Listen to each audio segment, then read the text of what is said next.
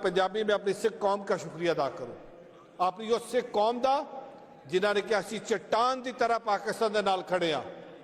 अमरीका तो लैके भारत तक हर सिख ने कहा असीं चट्टान के नाल पाकिस्तान के नाल खड़े हाँ। क्यों? क्योंकि उन्होंने कहा पाकिस्तान साड़ी पवित्र धरती है। ननकाना साहब पे ड्रोन अटैक भेजा जाता है। ननकाना साहब क्या है? ननकाना साहब मेरी होंद है। ननकाना साहब मेरे लिए ऐसे जैसे आपके लिए मक्कातुल मुकर्रमा और मदीनातुल मुनव्वरा, मेरी उस जगह पे अटैक किया जाता है। उसी दिन रात को बैलिस्टिक मिसाइल छोड़ के अमृतसर पे अटैक किया जाता है।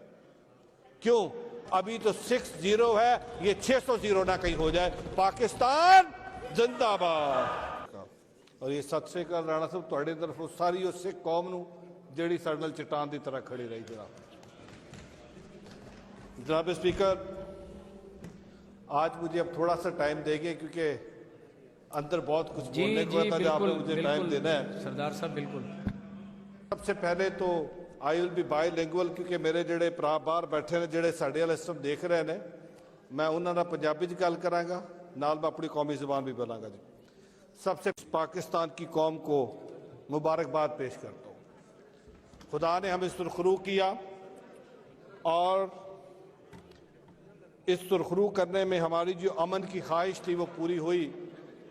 इस पर कोई शक नहीं कि पाकिस्तान की ये धरती, जिसको मैं अपने अकीदे के मुताबिक इसको पवित्र धरती मानता हूँ, मेरा हर सिख दुनिया के किसी कोने में बैठा है उसके लिए धरती बड़ी पवित्र है क्योंकि मेरे सिख मज़हब की बुनियाद यहाँ पे है।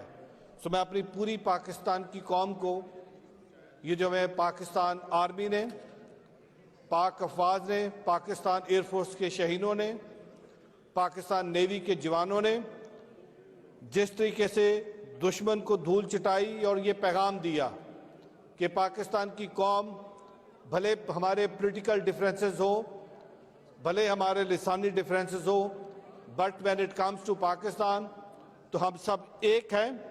और हम जो नारा बार बार लगाते इस परचम के साए तले हम एक हैं, हम एक हैं, तो उसकी एक जिंदा मिसाल अभी ये जो भारत ने पाकिस्तान पे एक एग्रेशन की उसकी मिसाल अभी मिली। मैं उसके बाद अपने कायद मियाँ मोहम्मद नवाज शरीफ साहब का शुक्रगुजार हूँ जिनकी कायदाना सोच, कायदाना सलाहियत और उन्हीं के विजन के मुताबिक वज़ीर आज़म पाकिस्तान, उनकी हिकमत अमली, आर्मी चीफ जनाब सैयद आसिम साहब, air marshal, air chief, navy के चीफ और पूरी टीम ने मिलकर जिस तरीके से दिलेराना तरीके से इस पूरे ऑपरेशन को किया, तो मैं सबका शुक्रगुजार हूँ और शुक्रिया अदा करता हूँ कि हमने इस जो हमारी अमन की काविश है उसको हमने अचीव किया। जनाब स्पीकर, मैं थोड़ा सा इससे पहले के पहलगाम वाक़या पे जाऊँ, मैं उससे पहले 2-3 बातें करना चाहूँगा। भारत ने पाकिस्तान को सिंस क्रिएशन एक्सेप्ट नहीं किया। कभी 65 की जंग, कभी 71 की जंग, कभी कारगिल, कभी कुलभूषण, कभी अफगानिस्तान पाकिस्तान के बॉर्डर पे अपने सफारत खाने, कभी पंजाब के अंदर, कभी केपी के अंदर, कभी बलोचिस्तान के अंदर, कभी सिंध के अंदर फिरका वाराना फसादात, हर आए रोज़ यहाँ पे अपने स्लीपर सेल किसी ना किसी तरीके से यहाँ पे इस पाकिस्तान के अंदर जंग मुसल्लत की। जब ये पहलगाम का वाक़या हुआ, जनाब स्पीकर आपको याद होगा, इसी हाउस के अंदर हमने बैसाखी पे जो पहली दफ़ा वज़ीर आज़म पाकिस्तान ने 7,000 सिख यात्रियों को वीज़ा दिया कि वो पाकिस्तान आए, और हर उस प्रोटोकॉल का जो इंडिया और पाकिस्तान के दरमियान हुआ उस पर साइड पे रखा कि हम 3,000 नहीं 7,000 सिख यात्रियों को यहाँ पे रिसीव करेंगे। और वो सिख यात्री यहाँ से मोहब्बत का पैगाम लेके गए। 20 तारीख को उन्होंने बॉर्डर क्रॉस किया और पाकिस्तान जिंदाबाद के नारे लगाए। जनाब स्पीकर, उन्होंने कहा पाकिस्तान जिंदाबाद। क्यों? क्योंकि पाकिस्तानियों ने उनको मोहब्बत दी, पाकिस्तानियों ने उनको प्यार दिया। और 2 दिन बाद पहलगाम का ये फॉल्स फ्लैग ऑपरेशन होता है। मैं अप्रिशिएट करता हूँ अपने फॉरेन ऑफिस को, मैं अप्रिशिएट करता हूँ अपने डिफेंस मिनिस्टर साहब को, और मैं अप्रिशिएट करता हूँ अपने वज़ीर आज़म पाकिस्तान को, जिन्होंने कहा हम तहकीकात के लिए पाकिस्तान हाजिर है। आए आजादाना तहकीकात करते हैं, लेकिन कौन सी तहकीकात? वो तो आरएसएस का, बजरंग दल का, शिवसेना की वो फिलॉसफी है, जिस फिलॉसफी में सिर्फ वहां पे हिंदुत्व की बात की जाती है, जिस फिलॉसफी के तहत वहां पे अकलियतों को मारा जाता है, जिस फिलॉसफी के तहत वहां पे बुजरा गुजरात का लक़ब मिलता है मौजूदा वज़ीर आज़म मोदी को। क्यों? क्योंकि वो अपने अलावा किसी और को एक्सेप्ट नहीं करता। पहलगाम हुआ, उन्होंने कहा हमने जंग लड़नी, हमने कहा हम अमन चाहते हैं, क्योंकि हम एक रिस्पॉन्सिबल स्टेट है, हम ये चाहेंगे कि इस खित्ते के अंदर अमन हो। मोदी सरकार अकेली भारत को रिप्रेजेंट नहीं करती।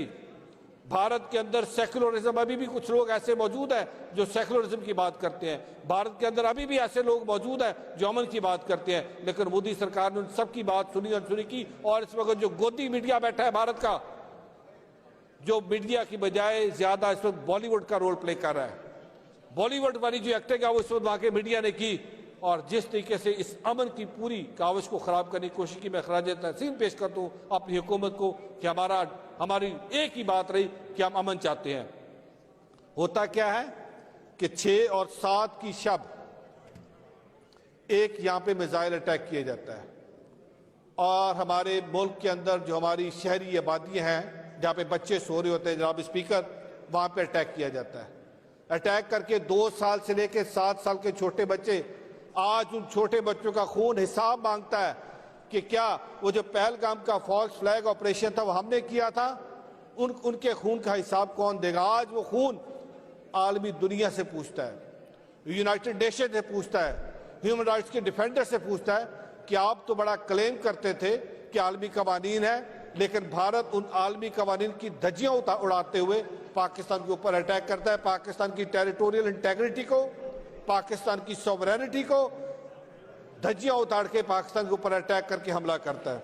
आई विश कि जब जाफर एक्सप्रेस का वाकया हुआ था, जिस तरह पाकिस्तान ने कहा हमें पहलगाम के वाकये का अफसोस है, हम इज़हारे अफसोस करते हैं, इज़हारे गम करते हैं और हम कंडेम करते हैं। आई विश कि जब जाफर एक्सप्रेस का वाकया हुआ था तो उस वक्त वहां से अफसोस आता, बट क्यों करते? क्योंकि उसके ताने बाने तो मिल कहीं और रहे थे ना, उसके ताने बाने तो कहीं और से चल के आए थे, तो वो अफसोस क्यों करते? जनाब स्पीकर, ये बात यहां तक नहीं रुकती, और मैं चाहूंगा कि अब इसके बाद मैं पंजाबी में अपनी सिख कौम का शुक्रिया अदा करूं, अपनी उस सिख कौम का जिन्होंने कि असी चट्टान की तरह पाकिस्तान के नाल खड़े आ, अमरीका तो लैके भारत तक हर सिख ने कि असी चट्टान के नाल पाकिस्तान के नाल खड़े आ। क्यों? क्योंकि उन्होंने कहा पाकिस्तान साड़ी पवित्र धरती है। सिख कौम ने कहा असी पाकिस्तान के नाल खड़े आ, वो मुल्क जिहदी मोदी सरकार के बारे मशहूर है कि बुचर ने, वो मुल्क जिथे अकलीतां नूं तहफ़्फ़ुज़ देंगे, उस मुल्क के शहरियों ने कहा कि असी इस पंजाब, लहंदा पंजाब ते चढ़दा पंजाब असी खून खराबा नहीं होण देंगे। अगर मोदी सरकार नूं बहुत शौक है जंग लड़न दा, जावन राजस्थान ते राही जावन गुजरात, जिथों उहदा दा लक़ब है बुजर ऑफ गुजरात दा।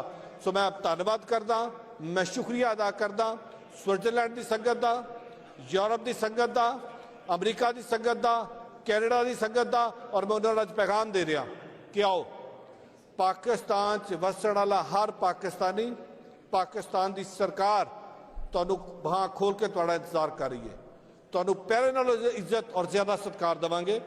क्यों? क्योंकि जो पता लगा मोदी सरकार नूं कि पाकिस्तान के बारे सिख तो बड़ा पॉजिटिव है, उन्होंने मैं नफरत किदा पैदा करा। जनाब स्पीकर, ये बात यहाँ तक नहीं रुकती। आप जुल्म की इंतहा देखिए कि 7 तारीख की दोपहर को यहाँ पे भी राना अरशद साहब बैठे थे, ननकाना साहब पे ड्रोन अटैक भेजा जाता है। ननकाना साहब क्या है? ननकाना साहब मेरी होंद है। ननकाना साहब मेरे लिए ऐसे जैसे आपके लिए मक्कातुल मुकर्रमा और मदीनातुल मुनव्वरा, मेरी उस जगह पे अटैक किया जाता है। उसी दिन रात को बैलिस्टिक मिसाइल छोड़ के अमृतसर पे अटैक किया जाता है। क्यों? ताकि सिख को यह पैगाम दिया जाए कि पाकिस्तान आपकी मुतबारक जगहों पे अटैक कर रहा है। लेकिन मैं अप्रिशिएट करता हूं अपनी सिख कौम को, मेरी सिख कौम डटी रही आखिरी लम्हे तक अपने पाकिस्तान के उस मौक़िफ़ के साथ जो अमन की हम बात करते हैं। सो मैं अपनी दुनिया भर की सिख कौम का शुक्रिया अदा करता हूं। जनाब स्पीकर, अब सीज फायर हो गया। अब सीज फायर के बाद आज रात को DGMOs की बात होगी और उस बातचीत में सीज फायर के आगे का जो लाए अमल है वो तरतीब दिया जाएगा। और मेरी ये ख्वाहिश होगी और मैं चाहूँगा, क्योंकि भारत ने हमेशा ये किया है, हर जंग के बाद, हर इस तरह की एग्रेशन के बाद सीज फायर होता है, लेकिन उस सीज फायर की वायलेशन होती है। हमारी इंडस वाटर ट्रीटी जो हमारी लाइफ लाइन है, हमारा पानी रोका गया, आबी जारियत की गई, मीडिया के ऊपर बाकायदा तौर पे एक वार खेली गई। आज हमें ये देखना है कि हमने भारत के साथ मिलकर सबसे पहले इंडस वाटर ट्रीटी को बहाल करना है। करतारपुर कॉरिडोर जो मियां नवाज शरीफ साहब की सोच थी, मियां नवाज शरीफ साहब का सिख कौम के लिए तोहफा था, आज उस करतारपुर कॉरिडोर को दोबारा बंद किया। आज उस करतारपुर कॉरिडोर को वीरान किया गया, क्योंकि मोदी सरकार को पता है अगर करतारपुर कॉरिडोर खुला रहा तो वहां पे जब सिख जाएगा, वहां से मोहब्बत लेके आएगा, पैगाम लेके आएगा। राणा साहब वहां से जफ्फी डाल के भेजेंगे, राणा साहब तो भी सलूट कर दिया जनाब। ਅਸੀਂ हमेशा तो एक्नॉलेज किया कि ਤੁਹਾਡੀ दौरे को उमत बढ़े, लेकिन सोच साड़ी सी तुसी बनाया, ਅਸੀਂ ਤੁਹਾਡਾ भी शुक्रिया अदा कर दें। तो मैं ये चाहूंगा कि करतारपुर कॉरिडोर को दोबारा बहाल किया जाए। और आज इसी हाउस से मैं अपनी सिख कौम को ये भी पैगाम देता हूं कि पाकिस्तान ने कहा कि हम भारतीयों को वीजे नहीं देंगे, लेकिन जब सिख कौम की बारी आएगी हम कोई वीजा कैंसिल नहीं कर रहे। सो आज हम उनको पैगाम दे रहे हैं कि आप अप्लाई करें, हम चाहेंगे कि हमारे साथ जुड़े। उसके बाद जनाब स्पीकर, कश्मीर जो हमारा मेन इशू है, जो मेन मुद्दा है, मैं चाहूंगा कि कश्मीर पे बात की जाए। आज पाकिस्तान की सबसे बड़ी फतह यह है कि भारत बार बार कहता था कि कश्मीर हमारा इंटरनल इशू है।